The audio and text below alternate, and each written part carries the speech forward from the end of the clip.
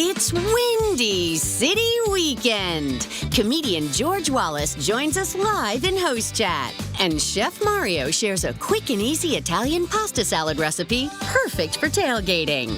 Plus, Richard Roper reviews a new documentary about the life and times of the late John Candy. Now, here's your host, Ryan Cheverini, and guest co-host, Kenzie Roman. Yes, welcome to Windy City Weekend, TGIF. Val is off today. Happy birthday to Mama Diane and to her husband Jabba. Filling in for her is our good friend from the Brian and Kenzie show on Q101 and the romance podcast, Kenzie Roman. I'm so excited to be here, but I kept forgetting Val's out. I'm like, where's Val? I'm like, oh, I'm working for her. Val has so many Libras in her life. You know, my birthday's Sunday. Right. Her mom was yesterday, Jabba was yesterday, and so... She tracks that Libra. They're supposed to be the prettiest. Okay. Let's find out if our guest thinks so. We have a legend of comedy in the house. He has been making audiences laugh for more than 4 decades. Welcome, comedian and actor George Wallace. Hello, everybody. I have never been on a set with so many rich people. This lady has... look at this lady. She had look at her nails. Is that fabulous or what? And you got on a brand new suit. I know you got to take it back, but that's a nice suit. Wait a minute. He's got the tag attached. I rented this. I rented this, George. There's nothing wrong with that. You're looking good. I got to wear my best for you to be here. Because Chicago is all about the best. Something is wrong with me today. I'm talking about, I have never seen so many great teeth in my life. Look at the teeth. Yours too. I look at your shiny babies. At least $150,000 worth of teeth.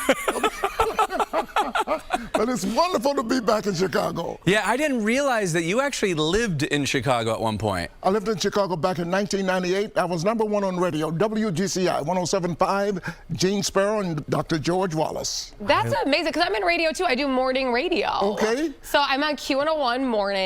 Okay. So what was your time slot? When were you on? I'm a morning man. 5 look to 10. at us. 5 to 10, yeah. That's important, people. If you get to be on radio in the morning, drive time, that's how you can afford teeth like this. That's it. Get them teeth, baby. Wait, so you were doing morning radio and then you were doing stand-up at night? I was doing stand-up on the weekends. I would do morning radio here. Okay. I'd be at Chicago Airport, O'Hara. I'd be on the airplane and people say, I just heard you on radio. They don't know the technology, right?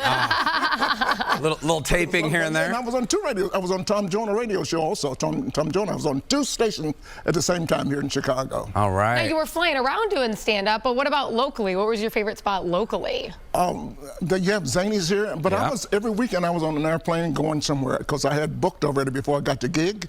But I love Chicago. If you can't laugh here, you can't laugh anywhere. That's right. I know you had residency in Vegas. You've done a ton of films. When did you realize, George, that you were funny enough to make a living being a comedian? Well, I wanted to be a comedian since 6 years old, and then I'm lucky enough, blessed to live my passion, and not many people get to live their passion. That's why I teach young people, make sure you enjoy your life, because I thank God every day for what I do, because basically all I do is lie. I just love to lie and make up stuff. Isn't it easier that way? Because life is a lie. It is. Wait, so your stand-up, that way. the stories you tell in stand-up are not true? Now, you know, like I talk about things like the Cheesecake Factory. Right. That ain't no factory. That's a restaurant. Little things like that, you see, you know, everything's a lie. The preacher tells a lie. I got a friend here, his name is Jeremiah Wright. He's a big shot. Of course. And I call him telling a lie one day. He'll walk, all the preachers in Chicago walk up in the church every Sunday morning and say, I won't be long. You got a good 45, 55 minutes. If you have to lie. You have to lie. If you're not lying, you're not living. That's good. You've lived by that a couple times. I remember. Long time ago. You just have it. Make sure you keep laughter in your life too, because it's so important to laugh. When you stop laughing, you stop living. And I got the greatest job in the world. I'm sitting here with you guys. I got notes about Chicago, because everything. You know what the marathon is here? Yes. Yeah, we do. When I'm in charge of the city, the marathon should be on the weekends at night. You can't block off the whole city. Just let people run. Go to the racetrack you want to run. Just keep on. Is it Grant Park over here? Yeah. Run around Grant Park 18, 25 times. It's the same distance, but you cannot shut down the whole city. New York, they do it. Atlanta, they do it. Shut down. I'm going to change a whole lot of things when I'm mayor, and you already know. The first law I'm going to pass, Chick-fil-A is going to be open on Sunday. I don't care. We're going to make some changes. Would you ever run a marathon? I can't even walk around the block. I'm 300 pounds. He said only with his mouth. Only with his mouth. Would I ever run a marathon? If I could. I wish I could, but I can't. I did How a about half you? marathon. I did a half marathon. That doesn't count. You did You did a That's half? enough, I'm yeah. impressed by that. That's enough. A half was enough. I wouldn't even run for my life. I hate Yeah. running so much. Well, a half is really good, Ryan. Not bad. You did finish. I finished it, but I know that you came up with Jerry Seinfeld, right? We were started the same day, together. For 49 years, we've been best friends. We talked at least 5-6 times a day. Wow. I just talked to him a few moments ago. And you were best man in his wedding? I was best man in his wedding. I'm the father of his kids. Let me tell you something. Well, you're the father of his kids. And we real good. Uh-oh. You're really Does his good. wife know about this? Of course she does, Ryan. Yeah. See, I talk about people saying crazy things. I'm the father of his kids. Does his wife know about this? Oh, does that make sense? She was there. You can't say. I think Jerry doesn't know. Yeah, Jerry That's the doesn't know. problem. So you say things like that around me, I pick it up. Like last night at my hotel, ordered food from DoorDash. And the concierge called me and said, Mr. Wallace, your food is here. Do you want us to send it up? I said, no, you keep it. You keep it. You eat my food. Why do people say stupid stuff? They're wasting your time. I'm coming here today. I get in the Uber. I slam the door, and the driver says, are you ready? I guess so. The door is shut. So I just love having fun no matter what. And Chicago is the #1 place for laughter. Yeah, and you're going to be performing at City Winery. Oh, yes, I'm going to be at the City Winery. I'm going to be there Sunday. So all you Christian people, I love working on Sunday because the Christians can go to church and get saved and sanctified and come to my show in the evening and raise hell like you normally Right, they have a little communion wine in them. They're ready to go, You know about right? communion, she must be from the South. Communion. Now communion is so confusing. They got communion. People cuss in church. Old ladies are cussing in church because they got the communion. They got the little container and they got the wafer on top of it. Yeah, And drinking a snack. and you can't get it open. Yeah. So by the time the minister says, let's eat and drink together, the old lady's going, this is, they said bad words. This is, because they can't get it open. But it's just fun and laughter in church, on the streets, and Christmas decorations are already up in Chicago. That's wrong. That one is wrong. That's a whole nother No lies segment. were told there. Now you're not lying. Yes. So shows Sunday, City Winery, 2 shows. 5 o'clock, an early show for the people that can't drive at night. That's a good call. An 8:30 show, and Monday is a holiday, so that's going to be a lot of fun here in the city. There we go. All right, we're going to post everything on our website. that. George, thank you so much for coming by. No, somebody paying me before I leave. I'm not leaving here until I get paid. Amen. All right, hold on. What is this going to cost me? He works more. Oh, you got a good amount. Now you're going to get jumped You outside. got to carry cash. You got to carry some cash as a man. I have That's a none. whole nother segment. That's the first time I've seen cash in years. I forgot what it looked I don't know like. what money is. How about change? Have you seen change in a long time? People that carry change. That's It's something. next level. All That's these my shoppers. dad. My dad carries a little I mean, man it's that bag. little container. That's just, A little man it bag. looks this way. Don't look at me. Have my money right. All right, we got to go. I'd be your dad. Your dad too? My dad too. He's everybody's daddy. Father of our country, George Wallace. All right. Hey, quick mention. Monday is the 73rd Annual Columbus Day Parade. Hope you will tune into our live coverage. I'll be hosting alongside ABC 7's Tanya Babbage and Greg Dutra reporting from the street. The theme this year is Return to Your Roots. You can see the opening ceremony, every float, local marching bands, and my favorite, the Italian sports cars, starting at noon on Monday right here on ABC 7. All right, coming up next, even though he can't see visually, he can't see the finish line at the Chicago Marathon, he will cross it. And he's inspiring so many to overcome obstacles and fulfill their dreams.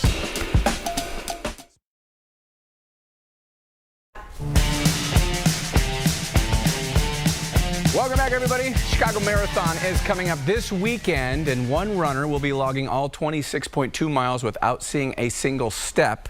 He's also featured in a new documentary called I'm Only Blind. Welcome Tim Paul and filmmaker Camelia Alexin. Welcome to the both of you. Hi. Yeah, hi there. Thank you. Yeah, Tim, this is such an inspiring story and one that certainly we don't hear every day. First off, where did your love for running come, and how many marathons have you done? I've done 23 marathons, and this will be my 24th marathon. Oh my gosh. I can't wrap my head around doing one. Right. That's unbelievable. Where did this love come, Tim? Well, I started running when I was young, and I always liked it. I enjoyed it, and I just kept going, and it led to running my first marathon, which was actually the Chicago Marathon 24 years ago. And doing marathons, I've just really enjoyed the the challenge of it, the determination you need when you do a marathon. It's hard, but you just keep going, and even though there might be pain and it's not easy, that's the way I am. I'm determined to finish. I'm going to finish it no matter what. So, you know, just that determination of the experience has been a wonderful experience. Each one of them has been wonderful. I've really enjoyed it, and it's just kept me on keeping going and doing more marathons. So. Can I ask how you do that? Do you run with somebody, or how do you accomplish the marathons? Yes, I have guide runners that run with me. Each marathon, when it's coming up to a marathon, I will have a guide will be assigned to me, or I'll find a guide somewhere or other. That part of it will be worked out. But the guide, I have a tether, like a shoestring string that I hold on to one end of it, wrap it around my fingers, and the other end the guide has in their hand, and I can feel where they are. I can feel where they are. They guide me. I can feel where they are, so they're guiding me just from that sense of the feeling the string. So yeah. And Camelia, I know that you have a new documentary. It's going to be premiering a week from Monday. I'm Only Blind. I've seen the trailer. It's absolutely gorgeously shot. But when did you come up with the story? How did you meet Tim? Thank you. It's a 2-year process. I met Tim 2 years ago through a mutual friend. His name is Dominic, and he introduced me to Tim. He told me that he was writing about a guy that has completed over 20 marathons and is fully blind, and that really captured my interest. And when I met Tim and I found out that he does more than just running, I kind of figured he would be a really good topic for a documentary. Yeah, what were the other things that you learned that he does? So Tim does triathlons. He's done 10 triathlons. Oh my gosh. Yeah. That's unbelievable. Yeah. Tim works full time, so he takes a bus, a train, and another bus to get to work every single day. He lives on his own. He plays the flute. He plays the piano. And then in the film, or in the documentary, I should say, you will see more surprises of what he does. There's something that involves a little airplane. Flying? Tim, you fly? What? He's smiling. I did it in the. Yeah, that's a surprise you'll learn about when you see the documentary. He's like, you have to go see it. He's not going to tell us. I need like 5 segments for that, but I do want to go back to running. When you are running, what's the high that you get? What's the feeling that you get? I know that you lost your vision in your 20s, right? Well, I've always been legally blind, but a lot of it I lost in my 20s, and so that's when I needed to be guided by guide runners. But the feeling of running is such a free feeling. It's just wonderful to experience the freedom and the experience of also getting exercise, and just the discipline of being out there and exercising. It just feels really good. So Camelia mentioned that I work full time. I actually work for the Chicago Lighthouse. The Lighthouse has been very supportive of the documentary, and it's just great to work there. I really enjoy working there. They also have a race coming up on the 19th. It's called the Rise to Shine race. It's a 1 mile 5K or 10K, and I have a team. People can join my team. So. All right, we're going to put that information on our website. You're such an inspiration, Tim. Thank you so much. Camelia, thank you for coming on the show. Thank you. Good luck at the marathon on Sunday, and we're going to put the information on I'm Only Blind as a documentary. We're going to put the info on our website, abc7chicago.com. You got to check it out. Coming up, Richard Roper reviews a new dark Netflix series that's breaking records worldwide. We'll tell you all about it.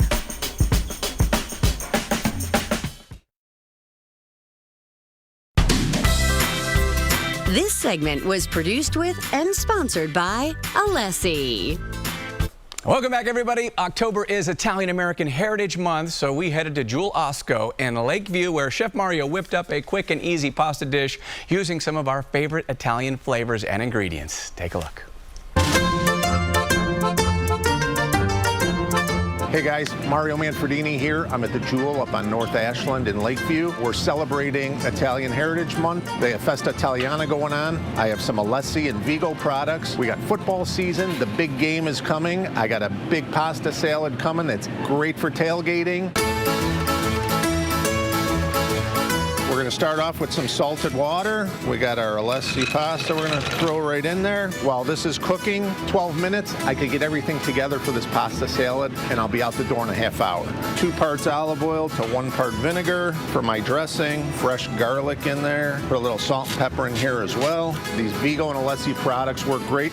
You don't even need a can opener on some of them. We got our heart of palms. We're going to let them drain right there. They're already sliced and diced for us. I got some artichoke hearts. These are quartered nicely. Look at this, Kalamata olive sliced already. Our roasted red peppers. I'm going to give these a little slice. And then we got our pepperoncini. I like to drain them, give them a quick little dice. We got our fresh basil, some fresh Italian parsley. The Jewels is doing a great job right there. Look at this. Prosciutto di Parma, the best. They're also doing the Italian trio, pepperoni, salami, provolone. I'm gonna chop up some mozzarella, add all these goodies into our pasta. I think I need a bigger boat. Pour our dressing right over it here. Put a lid on it and give it a couple of shakes along the way. Look how nice. Now I'm going to give you a little drink for our tailgate party. It's my take on a Moscow Mule and an old-fashioned.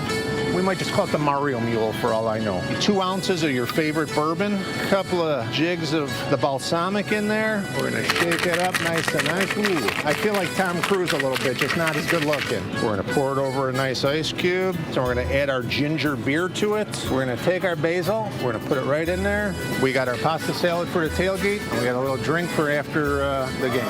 A salute. Who loves you, baby? Baby, we love you, Chef Mario. And for his full recipe and a list of Alessi products used, head to our website, abc7chicago.com. All right, let's turn to movies with our friend and film critic, Mr. Richard Roper. What's up, Rich? Hi, Kenzie. How are you? Always good to see you. Pretty good to see him as well. Yeah. You know, well, he gets to see you more often. Yeah, that's true. true. It's not fair. Now, I'm actually really excited to see you because I have to hear about this. We're going to dive into the shows. First up, Monster, the Ed Gein story is a new Netflix series about the notorious serial killer. He served as the dark inspiration for the movie Psycho and Silence of the Lambs. I hear this is one of the most watched Netflix titles worldwide. Is it that good? Does it deserve this title? Well, Kenzie, it is being watched by millions and millions of people. I will say I've been doing this for a very long time. I've done 10,000 reviews. I have rarely despised a series as much as I hate what they did with this Monster series. It's exploitative, it's visceral, it's cynical. It revels in the killings. It takes all these stylistic leaps that kind of rub it in your face. It almost has a loathing for the viewer, as if to say, why are you watching this? Why are you into this? So I just couldn't believe it. It just really, I don't want to say it celebrates this guy's life, but it makes all these arguments that other people are responsible for Ed Gein being a monster. And I'm like, you know, I've seen the creator even say, well, we're asking the question, who's the monster? The monster's the killer. That's who the monster is. And listen, we all watch a lot of true crime. I'm into it. We're going to talk about another true crime series in a moment that's based on a true crime. But I really despise what they did this, and the ending was one of the worst final episodes I've ever seen. So it's almost like the villain origin story. It is. That kind of, and the way they do it in this stylized way, and they linger on every violent shot. I just found it really objectionable. All right, so we are skipping that one. Okay, good to know. Next up, a new series on Hulu, Murdoch, Death in the Family. It's about the infamous Murdoch family scandal that involved murders, unsolved death, drug abuse, and embezzlement. Rich, tell us more about this one. Yeah, Ryan, this is a mild spend. I'm not thrilled with this, but it's really well done on the Murdoch. We've had all these documentaries about this Southern legal dynasty where there have been multiple murders and mysterious deaths, all true stories. The best thing about this is the casting. Jason Clarke, who's in Zero Dark 30 and a bunch of other stuff, is great. And Patricia Arquette, who's been in so many good series lately. It's brilliantly portrayed. It is also a little bit lurid, but this one one actually takes a true life crime and does a legitimate drama that tells all sides of the story, and it's really well done. All right, so we're going to spend on that one. Spend on that one. At least we got one good Yes, one yes. so far, but last but not least, Ryan Reynolds and Colin Hanks take on roles behind the camera for this documentary about the life and times of the late, great John Candy. Is John Candy, I Like Me, a spend or save? Kenzie, big spend on this. Yes. Oh, I feel better now. Gotta be. And you know, John Candy's a Canadian. He was from Canada, but he had such a Chicago connection because he did Uncle Buck, and he was in the Blues Brothers and Only the Lonely and Home Alone. So we felt like he was part of ours as well. And he was just such a lovely man, incredible performer. And you hear from everybody who worked with him, Billy Murray and Tom Hanks. And you know, he was only 43 when we lost him. And you were already starting to see that. I think he would have won an Oscar because he was starting to do, you know, Planes, Trains, and Automobiles. It's a great comedic performance, but it also will tear your heart apart. It's so lovely and so well done. So this is a beautiful celebration of a beautiful man who's given us so many great movies, so many great TV roles, and it really reminds us of all that. I think about how many comedians and actors he inspired. Like, Yes. there's maybe no Chris Farley without John Candy, you know, and I think his range would have gotten a lot better over time. But John Candy's comedic timing and his range was just incredible. And you know, fun fact about the John Candy monologue at the end of Trains, Planes, and Automobiles, it was actually supposed to be a couple-minute monologue about his entire life. And Steve Martin thought it would be in. He said it was incredible. And he watched the movie and they cut it. It was just those few lines. It was to describe everything that happened to him. Sometimes less is more. Yeah. For sure. Absolutely. Beautifully done. All right, we got 2 spends and 1 save. Thanks, Rich. My barely accurate prediction for the Bears' Monday night game is coming up next. Welcome back. You know, the Bears face the Commanders on Monday Night Football here on ABC 7. The stadium is about 7 miles from the White House, and thanks to comedian and Chicago native Godfrey, we have some presidential power in my barely accurate prediction. All right, Bears and Commanders on Monday Night Football in our nation's capital. And what do you know? We just so happen to have 2 presidents to help us with our pick. First, former President Barack Obama. I love the Bears. They're my team. I've cut my teeth in Chicago, so I'm always a Bears fan. And we also have with us President Donald Trump. Obama has bad picks. He's so bad. I have the Commanders are going to win because I'm the Commander-in-Chief. Are you a good athlete, President Trump? I'm a very good athlete. I'm very fast. Which one of you want to pick the winning envelope? I think I'll pick first. Okay. Because I won before him. Are you sure, President Trump? Loser. That's what he is. He's a loser. Let him pick. Which one you want? All right. Looks like I was wrong. The Commanders. Loser. I told you. Hopefully it's barely accurate. Kenzie Roman, thanks for filling in. Thank you so much. Have a great weekend, everyone. Go Cubs. Go Cubs.